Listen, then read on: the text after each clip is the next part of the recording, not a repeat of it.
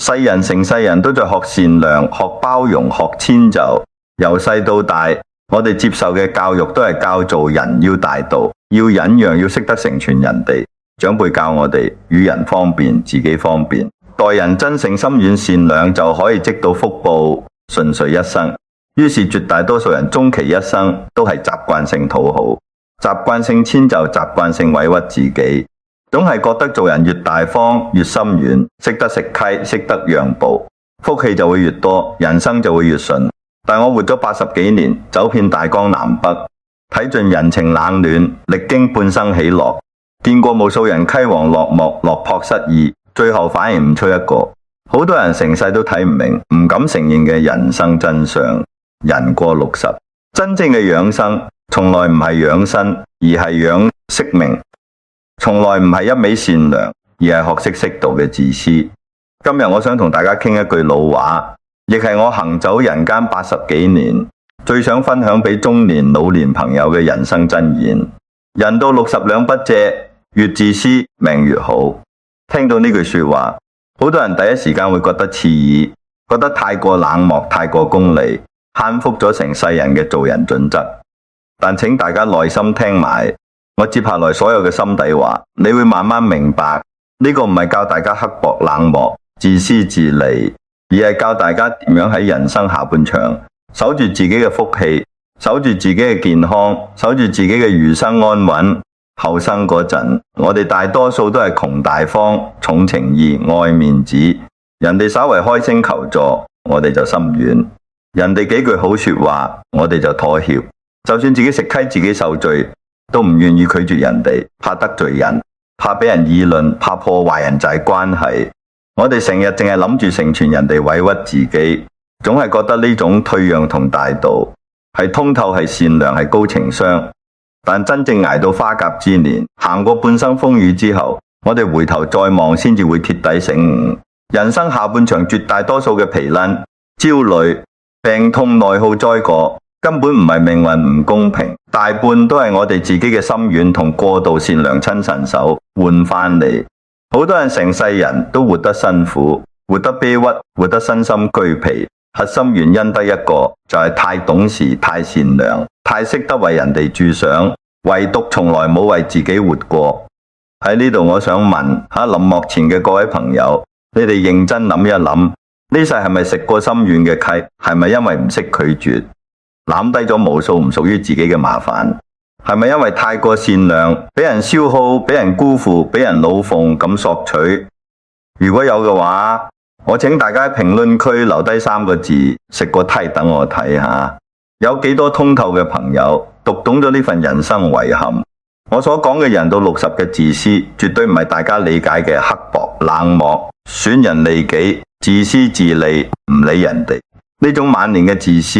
係歷經世事濟桑之後清醒嘅自我自保，係成年人體面嘅人生斷捨離，係唔再無謂消耗自己嘅頂級智慧。人活到60歲，活到人生下半場，日子真係過一日少一日。我哋剩低嘅時間、精力、健康、情緒，全部都係千金不換嘅無價之寶，再都經唔起任何無謂嘅消耗同內耗。後生嗰陣，我哋有大把時間同精力去折騰、去試錯、去食dwight、去累積閱歷。但年老之後，我哋身體機能衰退，心態越嚟越皮硬，經唔起委屈，經唔起嗌爺，經唔起嬲，經唔起內耗。守住人到60嘅呢，兩不借戒酒，無底線嘅善良，無底線嘅遷就，無底線嘅大方，我哋嘅餘生先至可以順遂安穩、自在舒心、福氣漫長。今日我就窺察我80幾年嘅人生閱歷，窺察我蕩媽文壇、影視圈、商界，走遍香港、東南亞、內地嘅所見所聞、所思所悟，認認真真同大家拆解人到60到底邊兩樣嘢絕對唔可以借。點解晚年越識得自私，越識得愛自己，人生就會越順遂，壽命越擘塵長？首先，人過60第一樣絕對唔可以借嘅係人情，唔借人哋嘅人情，亦都唔俾人哋借自己嘅人情。呢個係晚年安穩嘅第一重底線。我觀察過無數晚年過得辛苦、鬱寡歡嘅老人家，佢哋呢世過得苦、過得攰、過得逼屈，真係唔係缺錢缺福命運唔濟，而係成世太重人情，太顧面子，太在意人哋嘅評價，成世活喺人哋嘅期待入面，俾人情捆眼，俾關係束縫，從來冇為自己活過一日。好多人到老都想唔通，自己成世與人為善，待人真誠，樂於助人，從來冇害人之心，點解晚年竟然冇人真心相待，反而麻煩不斷，煩惱滿身？答案好簡單，就係人情太重，執念太深，唔識斷捨離。我後生嗰陣年少成名，早早踏入文壇，之後深耕影視行業，結交嘅朋友遍佈五湖四海，文人墨客商界大佬，影視藝人市井百姓，各類人脈數都數唔晒，亦都見過世間最熱鬧最繁華嘅人情場面。嗰時嘅我同所有後生仔一樣，信奉一句老話，多個朋友多條路，少個敵人少賭場。我嗰陣覺得人情係財富，人脈係底氣，人哋有求於我，只要我力所能及，必定傾力相助。人哋遇到難處，我願意主動幫手孭起件事。就算自己偶爾需要求助他人，欠低人情，都覺得係來日方長嘅往來，唔使計較一時得失。後生嘅我亦都格外睇重面子，睇重口碑，總係覺得做人就要大方仗義，先至可以立足於世。但隨住年歲漸長，睇過人情冷暖聚散離合，我慢慢睇透咗人情最真實最殘酷嘅本質。人情係呢個世界上最昂貴最唔保值最難償還嘅債務。錢財嘅債務有明確嘅數額，明確嘅期限，還清咗就兩清，互不相欠。但人情嘅債務冇標準，冇期限限額，一旦欠低或者一旦攬上，就係成世人嘅困境，成世人嘅束縛。後生嗰陣，人同人之間嘅人情往來係真正嘅禮尚往來，來日方長嗰時，大家際遇都喺度變動，都喺度努力打拼，互相幫襯，互相扶持。你幫我一次，我記你一世，日後必有回饋。呢份人情係溫暖，係底氣，係助力。但到咗60歲，人生大局已定，半生浮沉落寞。每個人嘅人生際遇、階層格局、生活狀態都已經鐵底固化。呢個年紀嘅人情往來，再冇平等嘅等價交換，再冇真誠嘅互相成全。剩低落嚟嘅大多數係算計，係索取，係消耗，係捆重。你仔細觀察生活，就會發現人到晚年，你真心實意幫人哋10次100次，耗費自己嘅時間、精力、錢財去成全人哋，未必換到人哋一次真心嘅感恩，一次真心嘅回饋。大多數人習慣咗你嘅付出，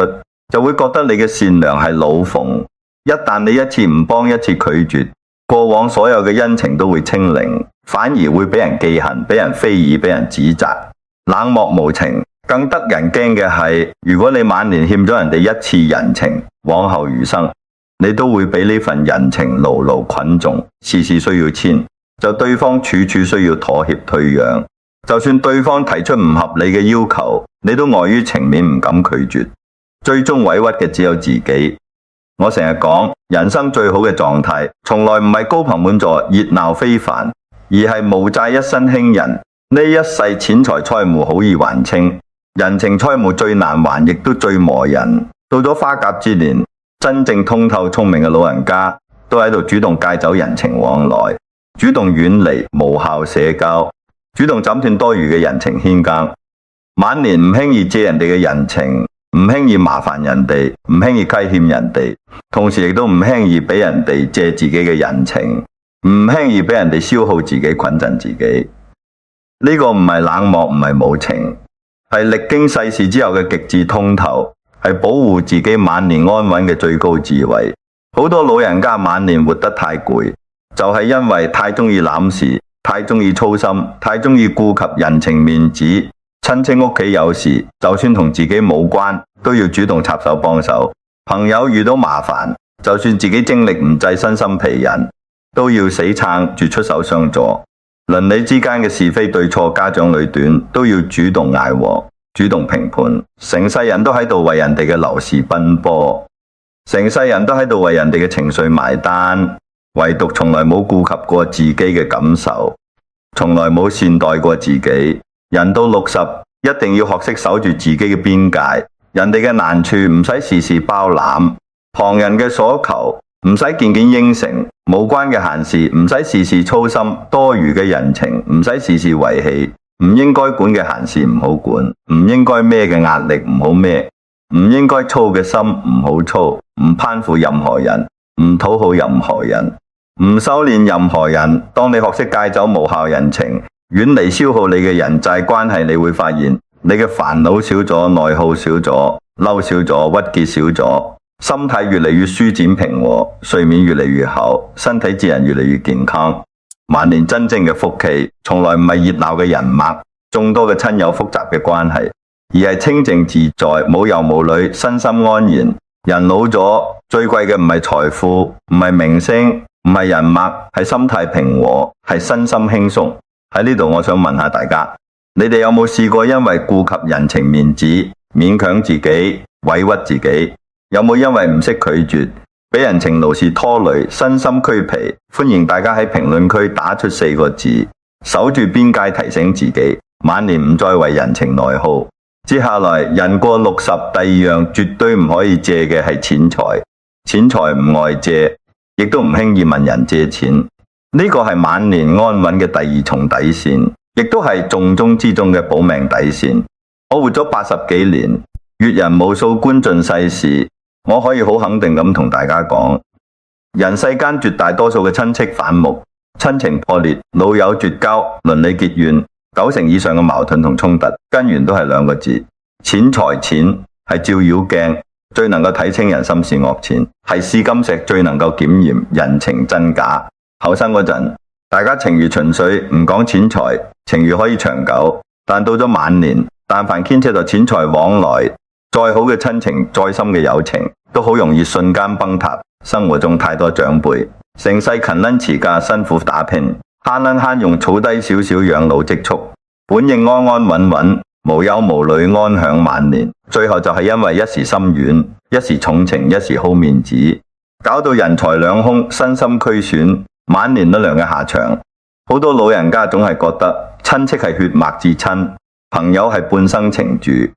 人哋開口借錢求助，就係信任自己，自己若然拒絕，就係小氣論亞，冇情冇義，會傷感情，丟面子。於是就算自己手頭唔鬆動，就算自己需要用錢養老，就算個心百般唔情願，都會頂硬上借錢俾人，一心諗住係幫襯親友成全他人。但現實往往極之殘酷，你滿心善良，傾力相助，換翻嚟嘅從來唔係感恩同回饋，而係算計同辜負。好多人借錢嗰陣，言辭眼切，百般承諾，信誓旦旦話好快歸還，等到要還錢嗰陣，就反轉豬肚唔認人，百般推搪，刻意失聯。你好心幫手，最後唔單止辛苦儲低嘅養老錢化為烏有，仲要受盡委屈，滿心啤屈。原本和睦嘅親情友情鐵底破裂，昔日嘅親友直接變成仇人。我早年喺香港東南亞打拼嗰陣，身邊有好多資歷深厚、家境殷實嘅前輩長輩，佢哋半生風雨勤慳打拼，憑住自己嘅能力同毅力，儲低咗豐厚嘅家產同養老積蓄，順應晚年衣食無憂，清閒過日。但就係因為晚年太過心軟，太過睇重人情，唔識拒絕，最終毀咗自己嘅安穩晚年。我記得當年有一位相識多年嘅前輩，為人仗義，待人寬厚，成世樂善好施，口碑極好。花甲之年本應修身養性，安享餘生，但屋企嘅晚輩身邊嘅親友頻頻上門借錢周轉，一係話生意周轉困難，一係話生活拮據，一係話仔女求學買樓急需用錢。呢位前輩心善重情，拉唔下面子，唔忍心睇住親友為難，一次又一次攞出自己嘅養老積蓄借出去，前前後後借出咗大半積蓄。初時對方仲會百般感謝，按時周轉，但日子耐咗，借錢嘅人越嚟越多，欠款數額越嚟越大，個個都開始拖延還款，揾各種理由推搪，最後直頭避而不見，佢唔認數。前輩辛苦半生儲低嘅養老錢，瞬間化為泡影，成世人嘅心血付諸東流。嗰段時間，呢位前輩日日鬱寡歡，夜夜羅鑽難眠，滿心嘅委屈，懶怒不禁，冇處排解。佢成世待人真誠，行善積德，從來冇諗過自己嘅善良會換嚟咁嘅結局。長期嘅情緒鬱結，令佢身心備受摧殘。原本硬朗嘅身體迅速冧低，高血壓、心臟病、失眠、焦慮接踵而至。原本安穩順遂嘅晚年，過到一地雞毛、狼狽不堪。冇過幾年，呢位心態鬱結嘅前輩就鬱鬱而終，令人無限惋惜。睇住身邊一個個真實嘅案例，睇住無數老人家因為借錢破財傷身傷心，晚景掄涼，我成世人都刻骨銘心，亦都令我由步入中年開始，就為自己立下一條鐵律，並且堅守終身：救急不救窮，幫困不幫懶。呢短短7個字，係我送俾所有中老年朋友嘅晚年保命真言。我喺度同大家講透鐵，咩嘢係救急不救窮，幫困不幫懶？所謂嘅救急，係親友旁人遇到突發嘅天災人禍、意外變故、重病住院、突發災難，呢種不可抗力導致嘅困境，係任何人都冇法子預料、冇法子避免嘅難處。面對呢種真正嘅危難，我哋力所能及之內，適當伸出援手，適當幫扶接濟，係積德行善，係暖心之舉，值得肯定，值得打行。但所謂嘅不救窮不幫懶，係針對嗰啲好食懶飛、貪圖安逸、不思進取、投機取巧嘅人。有啲人成世好逸惡勞，唔肯踏實打拼，眼高手低，愛慕虛榮，盲目攀比透支消費，日子過到一地雞毛。遇到困境唔諗住自己努力打拼解決，淨係識得到處開口借錢，依靠人哋嘅善良接濟過日。對於呢種人嘅求助，大家一定要果斷拒絕，狠心遠離。你嘅善良同接濟唔係幫佢，而係害佢，更加係害咗你自己。你一次又一次心軟借錢，只會縱容佢嘅懶惰同貪婪，令佢習慣性依附人哋，永遠唔肯自力更生。最後一旦冇力償還，所有嘅怨氣同不滿，仲會全部歸咎於你。人到60一定要清醒，認清一個現實。我哋手頭嘅每一分積蓄，都唔係天跌落嚟，都係我哋成世起早貪黑，慳慳埋埋，辛苦打拼儲落嚟嘅血汗錢。到咗呢個年紀，我哋冇咗賺錢嘅精力，冇咗打拼嘅體力，冇咗試錯嘅資本，手頭嘅積蓄，再都唔係可有可無嘅身外之物，而係我哋晚年最後嘅底氣，最後嘅退路，最後嘅尊嚴，最安穩嘅養老保障。人老咗，身體隨時可能出現問題，睇病就醫，日常養老生活開銷，樣樣都需要錢支撐。你輕易將養老錢借出去，鬥嘅唔係人情，唔係情義，係你自己晚年嘅安穩、健康同尊嚴。一旦錢財收唔返，你晚年有病冇錢，依地生活冇以為繼。當初問你借錢嘅人，絕對唔會心痛你、接濟你、幫你，最後所有嘅苦難同委屈，都只能你自己默默承受。所以晚年唔輕易外借錢財，真係唔係吝嗇小氣、冷漠無情，而係對自己餘生最大嘅負責、最清醒嘅自保。守住手頭嘅錢財，就係守住晚年嘅底氣，守住餘生嘅安穩，守住自己最後嘅尊嚴。我想問下你幕前嘅各位朋友，你哋有冇試過借錢俾人，最後錢追唔返，人情落空嘅經歷？如果有，就喺評論區打2個字戰機，時刻提醒自己，晚年守好錢財就係守好福氣。講完人到60嘅兩筆借，好多朋友心入面依然會有疑惑，會覺得我今日講嘅道理太過冷漠，太過自私，潛伏咗傳統嘅做人準則。好多人成世俾人教育要善良，要包容，要無私，要利他，突然聽到我話晚年要自私，要利己，要愛自己，會覺得不近人情，違背本心。但我今年80幾歲，歷經風雨，睇透世事，我可以好負責任咁同大家講，人生嘅智慧從來都係分階段嘅，唔同嘅年紀要有唔同嘅活法。前半生嘅修行係學做人，學包容，學利他，學成全他人；後半生嘅修行係學利己，學斷捨離，學善待自己，學取悅自己。好多人之所以晚年活得疲難痛苦、鬱不寡歡，就係因為成世活反咗。前半生本應奮力打拼事業成長，但就太過拘謹，太過遷就；後半生本應隨心自在、安享餘生，但就依然過度善良、過度付出、過度遷就，成世都喺度為人哋而活，從來冇為自己活過一日。熟悉我嘅朋友都知道我年過80，依然心態年輕，熱愛生活，鍾意食美食，鍾意睇film，鍾意識朋友，鍾意自在隨心，活得通透難脫，鬆弛自在。好多人長年研究我嘅養生之道，問我到底食咗咩補品，養咗咩心性，先至可以年過八旬，依然精神骨骼，心態開朗，冇病冇憂。其實我可以坦坦白白同大家講，我呢世人從來冇刻意養生，從來唔食名貴補品，從來唔會刻意捱夜早瞓，刻意戒口養生。我成世嘅養生秘訣只有簡簡單單12個字：不內耗，不糾結，不勉強，不委屈自己。後生嗰陣，我哋委屈自己成全他人，係成長嘅歷練，係人生嘅修行。年少無知，閱歷尚淺，我哋需要通過食嚟忍讓，付出遷就，去讀懂人心，睇透人情，真摯閱歷，喺委屈同磨佢之中，慢慢成長，慢慢成熟。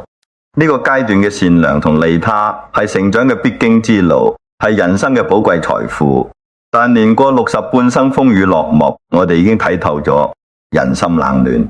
睇淡咗得失成敗，睇清咗人情真假。呢個年紀如果依然冇底線嘅善良，冇邊界嘅遷就，冇原則嘅付出，依然習慣性委屈自己成全人哋，咁就唔再係大道善良，而係愚蠢，係自我消耗，係親手毀掉自己嘅晚年福氣。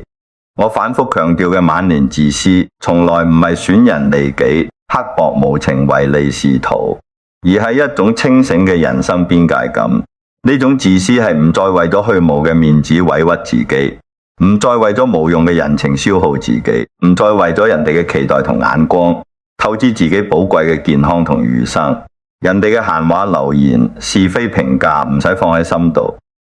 人老咗，活得開心比活得體面更加重要。人哋嘅是非對錯、家長裏短、恩怨糾葛，唔使插手評判，唔使費心問和。各人有各人嘅人生，各人有各人嘅做法。我哋管好自己就係最好嘅修行。我成日講，人生最正確嘅活法，從來唔係立立烈烈、風光無限，而係簡單純粹、隨心自在。食好啲，瞓香啲，諗少啲，睇開啲，心放寬啲，事睇淡啲。人到晚年，你嘅情緒、你嘅健康、你嘅心態、你嘅時間，係世間最珍貴嘅嘢。比起虛無嘅人情世故、世俗面子、虛假人脈，都要珍貴千萬倍。後生嗰陣，我哋攀比財富，攀比地位，攀比人脈，攀比風光。年老之後，我哋先至明白人生最大嘅財富，從來唔係家財萬貫、位高權重、高朋滿座，而係身心康健、心態平和、無災無難、自在隨心。適度自私係成年人晚年最頂級嘅自律，亦都係最高級嘅人生智慧。人到60，守住唔借人情、唔借錢財呢兩條底線，主動戒走爛人情，遠離爛關係，斬斷爛消耗，學識捨離，學學愛自己，學識取悅自己，你嘅內心就會越嚟越清淨，日子越嚟越順遂，福氣越嚟越漫長。好多老人家晚年病痛纏身，心事重重，鬱不寡歡，唔係身體出咗大問題，而係心態出咗問題。成世心軟善良，過度付出，唔識拒絕，積埋太多委屈，太多不甘，太多內耗，心結難解，身體自然難安，心態鬆弛，百病不侵，內心鬱結結，百病水生。晚年最好嘅養生，從來唔係食補藥補，而係心補。喺呢度，我想請大家認真思考一個問題：人活一世，到底係為咗乜嘢？係為咗成世遷就人哋取悅，人哋消耗自己，換嚟人哋一句好評，定係為咗活好自己，善待自己，安穩餘生，等自己此生無憾？諗明白呢個問題，你就徹底讀懂咗晚年自私嘅真諗。諗通透嘅朋友，歡迎喺評論區留言。餘生自愛，我哋一齊共勉，往後餘生只為自己而活人呢一世，前半生拼努力、拼能力、拼人脈、拼財富、拼得失，所有人都喺度奮力奔跑，追逐名利，追逐風光，追逐認可。但行到人生下半場，行到60歲呢個人生分水嶺，你就會發現所有嘅名利、風光、人脈、財富、是非得失，最終都係過眼雲煙，轉瞬即逝。人生後半生，真正拼嘅從來唔係財富多寡、地位高低，而係心態，係通透，係安穩，係自在。60歲係人生最關鍵嘅分水嶺，前半生係奔波勞碌、風雨歷練，一半係懵懂當啊、跌跌撞撞；後半生係清靜度日、安享餘生，一半係順其自然、隨心而行。60歲之前，我哋靠努力立足於世；60歲之後，我哋靠心態安度餘生。人到60，學識唔借人情，守住自己嘅心境清靜，唔俾人情拿是捆；學識唔借錢財，守住自己嘅晚年底氣，唔俾世俗得失拖累；學識適度自私，學識放低執念，放低討好，放低內耗，好好愛自己，善待自己。呢個就係晚年最好嘅修行，亦都係人生下半場最高級嘅活法。人老咗最難得嘅狀態，就係唔周持過往，唔焦慮未來，唔內耗當下過往嘅遺憾，唔使耿耿於懷，未來嘅未知唔使憂心忡忡，當下嘅日子唔使將就拗合，往後餘生唔周提，唔內耗，唔將就，唔討好，清靜度日自在，隨心平安喜樂，就係人間最好嘅福氣，就係此生最大嘅圓滿。最後，我想真心送俾林幕前每一位中年老年朋友一句話：人生下半場最貴嘅從來唔係財富同人脈，而係心安身安，歲歲平安。呢一世我哋提欠人哋嘅唔多，唯獨戒欠自己太多。前半生辛苦勞碌，委屈周全，後半生一定要好好彌補自己，善待自己，寵愛自己。如果你讀懂咗我今日呢番人生感悟，認同人到60兩不借，懂自思識自己嘅活法，真心祝願大家往後餘生放低無謂嘅內耗，斬斷無用嘅牽眼，守住自己嘅福氣，身心康健，歲歲安然，餘生無憂。